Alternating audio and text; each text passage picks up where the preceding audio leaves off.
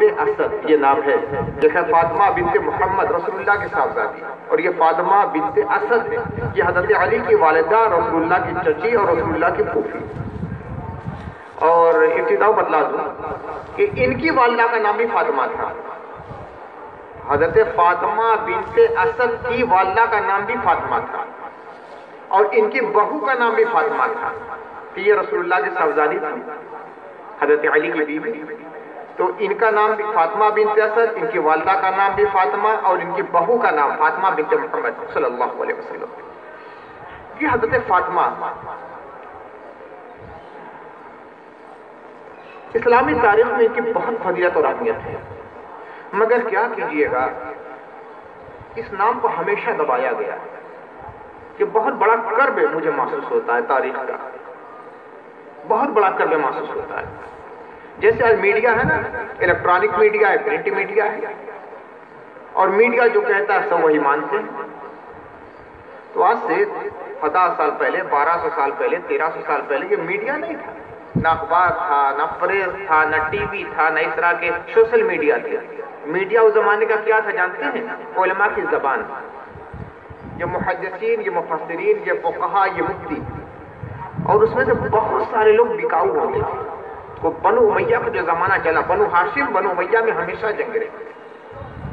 بنو ہاشم میں محمد رسول اللہ، بنو ہاشم میں ابو طالب، بنو ہاشم میں علی بن ابی طالب، بنو ہاشم میں حسن ابن علی، بنو ہاشم میں حسین ابن علی، یہ بنو ہاشم کے افراد۔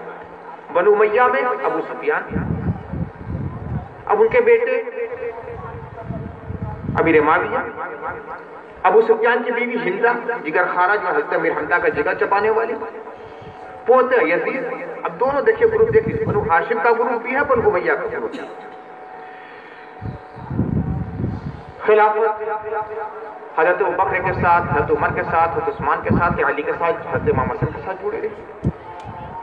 حضرت امام حسن نے جب دیکھا کہ بہت زیادہ خون ہو گیا ہے، تقریباً 1 لاکھ لوگ مارے جا چکے ہیں جنگ میں اور انتقام میں اور بدلے کی آگ میں اتنے لوگ جل چکے ہیں، تو خلافت سے دستبردار ہو گئے۔ اب بنو امیہ کا جو دور شروع ہوا ہے، امیر معاویہ جب خلیفہ ہوئے، یعنی حکومت انہیں ملی ہے، تو وہاں سے بنو امیہ کا دور حکومت شروع ہو گیا، اور ایک زمانے تک انہی کا دور حکومت رہا۔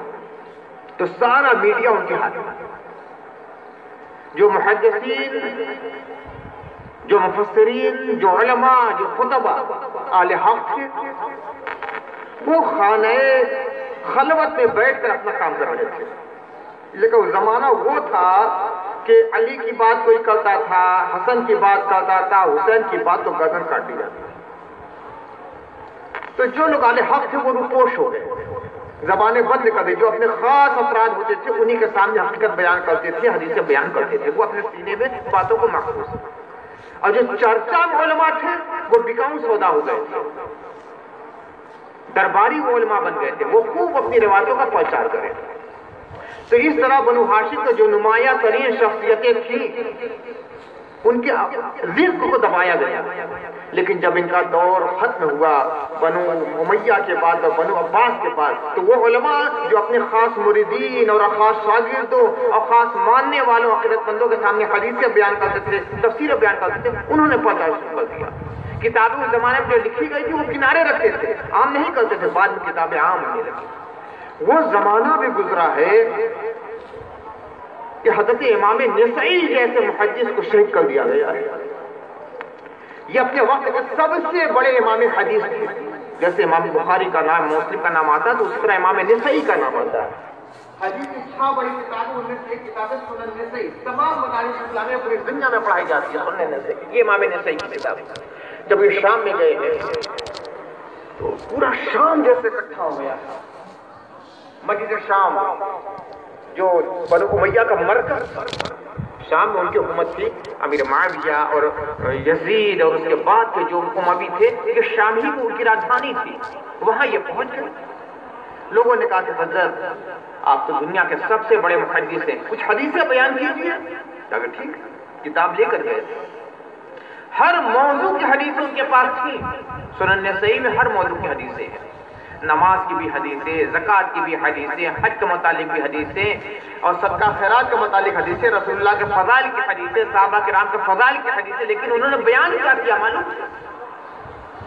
سنن کبریٰ نسائی کا ایک باب ہے، باب مناقب علی، وہی باب لے کر کے اب حدیثیں بیان سن کر ایک حدیث، دو حدیث، تین حدیث، 5، 10، 20 پڑھتے جا رہے ہیں، صرف علی کے فضائل۔ دیکھیں مجاہد کا کردار یہ ہوتا ہے، وہ جانتے ہیں یہ اموی پایہ تخت ہے، ان کی راجدھانی ہے، جانتے ہیں کہ سب بنو امیہ کے لوگ ہمارے حامی نہیں، علی کو گالی دینے والے لوگ ہیں، مگر کیا کیا؟ حدیثوں پہ حدیثیں وہی بیان کرتے جا رہے ہیں۔ حضرت ابوبکر کی فضیلت کے قائل تھے، حضرت عمر کی فضیلت کے قائل تھے، عثمان کی فضیلت کے قائل تھے، سب قائل تھے، مگر جانتے تھے کہ یہاں تو سب ان کے قائل ہیں ہی، علی کے قائل نہیں، لہذا علی کی بات کی جائے۔ ایک شخص کھڑا ہوا، کہا کہ معاویہ کے بارے میں بھی کوئی حدیث ہے؟ حضرت امام نسائی جلال میں آ گئے، کیا بات کرتے ہو؟ ان کے بارے میں کوئی صحیح روایت نہیں۔ امام نسائی دنیا کا سب سے بڑا محدث کہہ رہا ہے، اور شام میں بیٹھ کر مسجد کے ممبر پر کہہ رہے ہیں ان کے بارے میں کوئی صحیح حدیث نہیں ہے، ایک حدیث بس ہے۔ کہا کہ کیا ہے؟ کہا کہ اللہ کے رسول صلی اللہ علیہ وسلم نے صحابی کو بھیجا، کہا کہ جاؤ معاویہ کو بلا لو۔ گئے، کہا کہ رسول اللہ بلا رہے، گئے کہ کھانا کھا رہے ہیں۔ کیا رسول اللہ کہا کہ کھانا کھا رہے ہیں، پھر بھیجا کہ جاؤ بلا لو، پھر گئے کہ امام نسائی کہہ رہے ہیں، میں نہیں کہہ رہا، امام نسائی کہہ رہے ہیں، اور تمام کتابوں میں یہ واقعہ لکھا ہے۔ کہا کہ پھر اللہ کے رسول نے بھیجا کہ جاؤ بلا لاؤ، کھانا کھا کے آ رہے ہیں۔ تیسری بار پھر بھیجا، کہا کہ کھانا کھا کے آ رہے ہیں۔ اللہ کے رسول نے فرمایا لا اشبع اللہ بدنا، اللہ تعالیٰ امیر معاویہ کا پیٹ کبھی نہ بھرے، اور پھر یہ عالم ان کا پیٹ کبھی نہیں بھرتا تھا۔ یہی ایک صحیح حدیث ہے، اس کے علاوہ کوئی صحیح حدیث نہیں۔ اور یہ بتلا دو یہ حدیث کہاں ہے؟ کسی شیعہ کتاب کی روایت نہیں ہے، امام مسلم نے صحیح مسلم شریف میں اس کتاب روایت کو لکھا ہے۔ صحیح بخاری کے بعد جو سب سے بڑی کتاب حدیث کی ہے وہ صحیح مسلم شریف، اس میں یہ روایت مل گیا۔ ہوا کیا؟ جیسے ہی حضرت امام نسائی نے یہ واقعہ بیان کیا، کچھ لوگ آگے بڑھے، غریبان پڑے، کھینچ لیا ممبر سے، مارنا پیٹنا شروع کیا۔ ایک بدبخت نے آگے کا مقام میں مار دیا، اتنا درد ہوا کہ لگا کہ جان چلی جائے گی، کہا کہ مجھے مدینہ لے چلو۔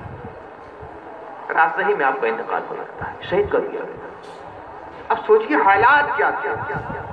فضائل علی، فضائل اہل بیت سننا گوارا نہیں تھا لوگوں کو۔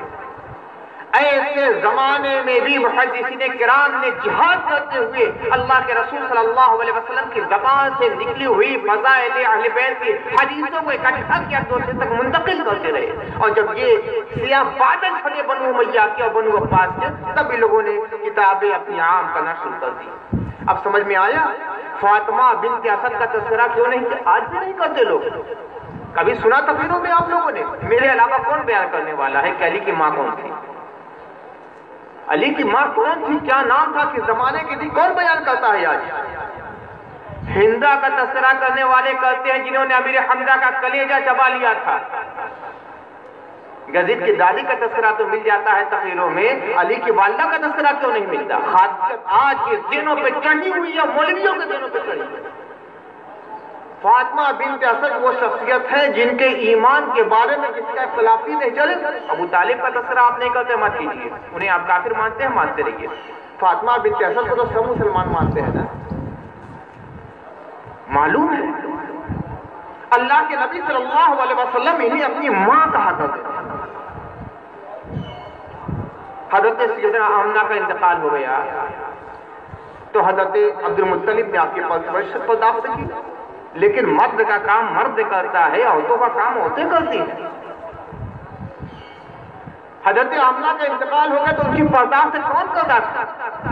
مصطفیٰ کا کپڑا دھلنا ہے، مصطفیٰ کا بستر صاف کرنا ہے، مصطفیٰ کا بستر بچھانا ہے، ان کے لیے کھانا تیار کرنا کون کرتا تھا؟ یہ حضرت فاطمہ۔ پھر حضرت عبد المطلب کا جب انتقال ہو گیا تو ابو طالب نے اپنی تربیت میں لے لیا، کفالت میں لے لیا، سارا کام حضرت سیدہ فاطمہ بنت اسد کرتی تھی۔ رسول اللہ کی پھوپھی بھی تھی، رسول اللہ کی چچی بھی تھی، اور رسول اللہ کی کفیل بھی تھی۔ یہ وہ شخصیت ہے جنہوں نے 56 سال تک حضرت رسول اللہ صلی اللہ علیہ وسلم کا ساتھ نبھایا ہے۔ سارا کام وہی کرتی تھی. حضور کا کپڑا دھلنا ہے، حضور کا کمرہ صاف کرنا ہے، حضور کا بستر بچھانا ہے، حضور کے سامنے کھانا لانا ہے، کھانا کھا لیا ہے تو برتن لے جا کے دھلنا ہے، صاف کرنا. یہ سارا کام حضرت فاطمہ بنت اسد کرتی تھی اور اپنے بیٹوں سے زیادہ رسول اللہ سے پیار کرتی تھی. بارہا واقعہ جب کتاب میں پڑھیے تو سارا منظر میرے نگاہ کے سامنے آتا ہے. اللہ کے نبی صلی اللہ علیہ وسلم تشریف فرمائے.